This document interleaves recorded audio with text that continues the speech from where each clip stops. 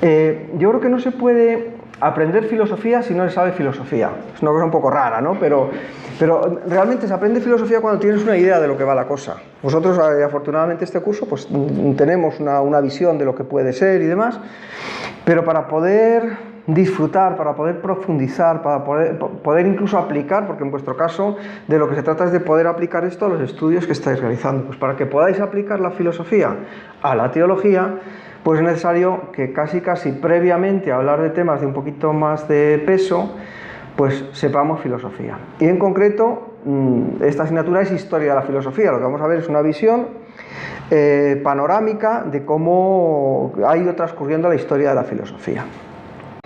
Objetivo, pues fundamentalmente que conozcáis cómo ha sido la evolución del pensamiento. Y la evolución del pensamiento humano no ha sido separada, no ha funcionado aparte del pensamiento teológico, del pensamiento científico.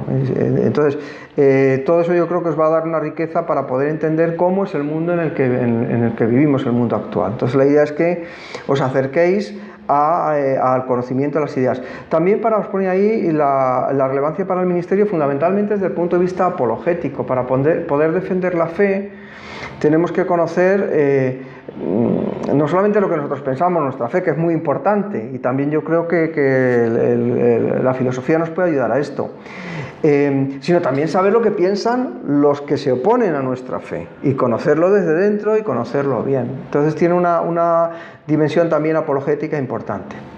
Bueno, las competencias yo creo que son comunes con muchas asignaturas, y vamos al programa.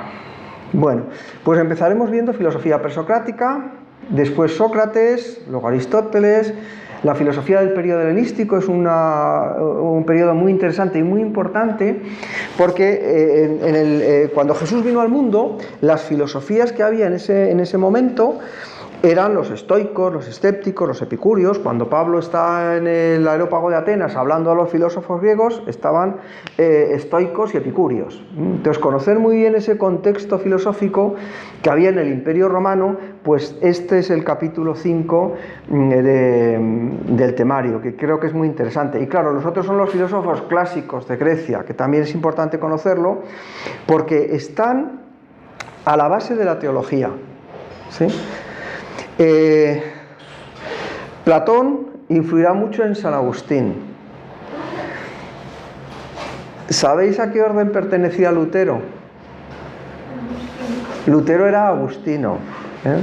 Entonces, hay toda una línea de pensamiento que recorre el platonismo, que es platonismo, idealismo, racionalismo, y es una línea de pensamiento importantísimo en la teología. Hay quien ha dicho que San Agustín es el autor más importante después de San Pablo, el teólogo más importante de la Iglesia después de San Pablo. Y San Agustín fundamentalmente es un pensador platónico, ¿sí? Los católicos pues han hecho su teología oficial, sobre todo a partir del Concilio de Trento, utilizando la filosofía de Aristóteles. Ahí el personaje importante será Santo Tomás de Aquino. Entonces, conocer a Platón y Aristóteles, aunque parece que están muy lejanos, es muy importante para poder entender la teología tanto católica como protestante. Luego tendremos unos temas dedicados a la Edad Media, una introducción al cristianismo, los grandes bloques del pensamiento medieval, que sería la filosofía patrística. Hablando en sentido estricto, la filosofía patrística sería una parte del pensamiento antiguo, los padres de la Iglesia. Esto lo habéis estudiado en historia de la Iglesia, ¿verdad? Bueno, pues lo repasaremos un poquito. Alta Edad Media y Baja Edad Media. La Alta Edad Media fue un momento de transición. La Alta Edad Media significa pasar, es un puente entre la Edad Media en su plenitud y la Edad Antigua. Entonces, esta es un momento de transmisión, no mucha originalidad filosófica, pero sí de importancia para que no se perdiera el saber de la antigüedad. La Baja Edad Media pues es el planteamiento de plenitud del pensamiento cristiano, musulmán, y también hay unos filósofos judíos importantes en todo este periodo, en la Baja Edad Media. Nacen las universidades, lo que se llama la escolástica, etc. Y entramos en la época moderna. Ahí veremos, por supuesto, el Renacimiento, la Reforma, la Revolución Científica, y luego dos grandes movimientos que va a haber en la época moderna: racionalismo y empirismo. que son unos deudores de Platón, los racionalistas, y otros más emparejados con Aristóteles, que serían los empiristas. Este movimiento del pensamiento moderno culmina con la Ilustración. Y ahí sobre todo pues daremos mucha importancia a un autor que tenéis que conocer este año bien, es un autor importantísimo, Kant, que culmina el racionalismo y el empirismo, pues hace una síntesis. Y eso sería, digamos, la modernidad. Habéis oído, y me imagino que a lo mejor he utilizado el término posmoderno, ¿verdad? Posmodernidad. ¿Qué fue la modernidad? Pues si la época medieval se había caracterizado por el triunfo de la fe, algunos lo llaman la época de las tinieblas, la época medieval, pero otros lo llaman la época de la fe. Pues si la Edad Media fue el triunfo de la fe, la época moderna es el triunfo de la razón. Pensad que la modernidad empieza en el Renacimiento de la Reforma, y el Renacimiento es humanismo. Entonces, el hombre va a ser la medida de todas las cosas, va a ser la razón. Entonces, ¿qué es lo que ocurre? Que esta razón ilustrada, en la época actual, en el siglo XXI, en el siglo en el que nosotros estamos viviendo, esta razón se pone en tela de juicio, se va a cuestionar. Y para llegar a este cuestionamiento de la razón en el cual estamos viviendo ahora, que parece que la gente no cree en nada, hace unos años bastantes, vosotros no habíais nacido, o sea que es unos cuantos años, pues la gente discutía acerca de la fe buscando la verdad. Hoy día no hay tanto problema con esto. Que tú eres evangélico, pues mira qué bien, qué majo, yo conozco una amiga que es evangélica, pero yo soy budista. Y bueno, pues está bien, ¿no? Eres budista, es una especie de mosaico, no existe una verdad, no hay una razón. La modernidad significó el triunfo de la razón. La posmodernidad es la puesta en tela de juicio de la razón. Por eso al mundo posmoderno es difícil llegar, porque, bueno, difícil. Hay que buscar otras maneras, otras formas que quizá no son exactamente las que utilizaron precisamente en la Ilustración, o las que utilizaron en la Edad Media, no os quiero ni contar. Tenemos que llegar a ese mundo posmoderno de otra manera, pero para entender y para poder llegar al mundo posmoderno tenemos que entender por qué la gente de hoy es como es, y por qué el pensamiento de hoy es como es y no de otra manera. ¿Por qué hoy vale lo mismo? Pues un dibujo de 4 manchas de, bueno, los que sabéis de estas cosas, ¿no? Hecho así de forma abstracta o de forma caótica, porque eso tiene el mismo valor que las meninas de Velázquez. No quiero decir que eso sea el arte, ¿vale? Me podéis dar clases de esto los que sabéis de esto más que yo. Pero entender por qué. Entonces, para poder llegar entre la modernidad, entre la Ilustración y la posmodernidad, hay 2 siglos, el siglo XIX y el siglo XX, que es lo que se llama la filosofía contemporánea. Y entonces esto lo estudiaremos también en algunos temas. ¿Qué es lo que pasa? Pues sobre todo a partir del siglo XIX en Alemania. La Ilustración, la razón, va a ser puesta en tela de juicio, va a ser digamos, el valor de lo que es el hombre y de lo que es la realidad ya no se va a ver solamente desde la razón, se va a ver desde el sentimiento. Y eso es el romanticismo, la exaltación de lo romántico. Pues en filosofía tuvo mucha importancia. Y a partir del siglo XIX, si antes la filosofía había sido inglesa y francesa, a partir del siglo XIX la filosofía es alemana. Y el romanticismo, pues es un fenómeno que está con mucha fuerza en Alemania. Esto provocó cambios, sobre todo en la forma de entender el hombre. Decíamos este hombre posmoderno, pues este hombre posmoderno se llega porque hay una crítica al concepto de ser humano previo. Y veremos algunos sistemas donde se ha criticado la concepción tradicional del ser humano. Para Comte, por ejemplo, pues el hombre es un ser que piensa. Para Marx, como es materialista, el hombre es un trozo de materia, es materia evolucionada, desarrollada, sobre todo desde el aspecto económico.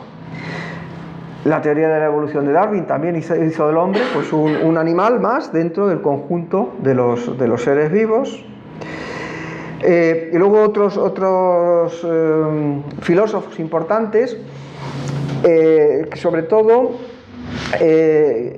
que dialogan con la filosofía anterior del positivismo, que no les gusta el positivismo. El positivismo es una filosofía muy cientificista, muy llevada por la ciencia, era la filosofía de mis abuelos, o sea, de vuestros bisabuelos, ¿no?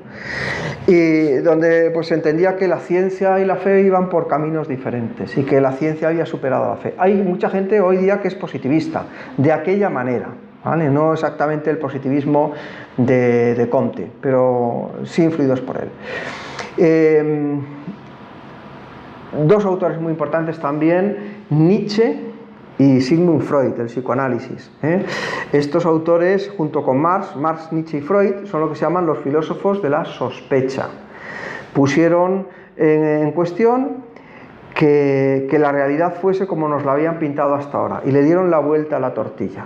Si se había definido antes al hombre como un animal racional, estos sujetos, estos pensadores, nos van a decir que el hombre es un animal irracional, que es fruto pues, de los deseos, eso dirá Freud, que es fruto de la economía, eso dirá Marx, o que es el resultado de unos procesos psicológicos inconscientes. En la hora anterior habéis tenido filosofía de la educación, ¿verdad? O sea que ya habéis hablado algo de lo que es filosofía. Bueno, pues también el psicoanálisis ha tenido mucha repercusión, por supuesto, en el mundo de la psiquiatría, en el mundo de la psicología, pero también el psicoanálisis es una visión del ser humano y de la realidad, es una concepción también de la realidad. Y por eso pues aparece dentro del programa de filosofía. Y sobre todo su crítica a Dios, el concepto de Dios como un padre ficticio, una idea ahí que influye sobre la vida humana a nivel inconsciente, pues es interesante también, yo creo que lo conozcáis. Y luego pues unas corrientes un poquito más actuales. La ciencia, sabéis que a finales del siglo XIX hay una crisis profunda en las matemáticas. Las matemáticas a comienzos del siglo XIX ya empiezan las matemáticas a estar con discusiones internas. A consecuencia de eso, la física, también la física clásica, la física de Newton, va a entrar en un momento de cambio y van a surgir modelos físicos, formas de explicar el mundo físico, la realidad física, diferentes de la mecánica clásica de Newton y sus continuadores. Estos modelos van a ser la física cuántica y también la física relativista. Entonces, ¿qué repercusiones tuvo o tienen estas nuevas formas de entender la ciencia en el pensamiento? Porque la filosofía reflexiona sobre lo que otras ciencias, también otros saberes, le proporcionan. La psicología, pues veremos desarrollos. Este título de Más allá de la libertad y la dignidad hace referencia a una obra de Skinner, un psicólogo conductista, que ya nos dice bastante, ¿no? Más allá de la libertad y la dignidad. El hombre se ha convertido en una máquina, algo fácilmente manipulable, y hay incluso ciencias que se encargan de esto. El estructuralismo, la escuela de Frankfurt, la hermenéutica, que es quizá una de las filosofías que han tenido más repercusión también en el campo teológico, y los retos que plantea la posmodernidad. Hoy día, pues filosofías que estén en boga, aparte de los distintos movimientos clásicos, que hay filósofos que se inclinan mucho por ellos, filosofías estrictamente novedosas, quizá la hermenéutica, esta hermenéutica filosófica, y también lo que se llama el transhumanismo, que supongo que habéis oído hablar de estas cosas. Pues de esto hablaremos cuando hablemos de estos retos últimos de la posmodernidad.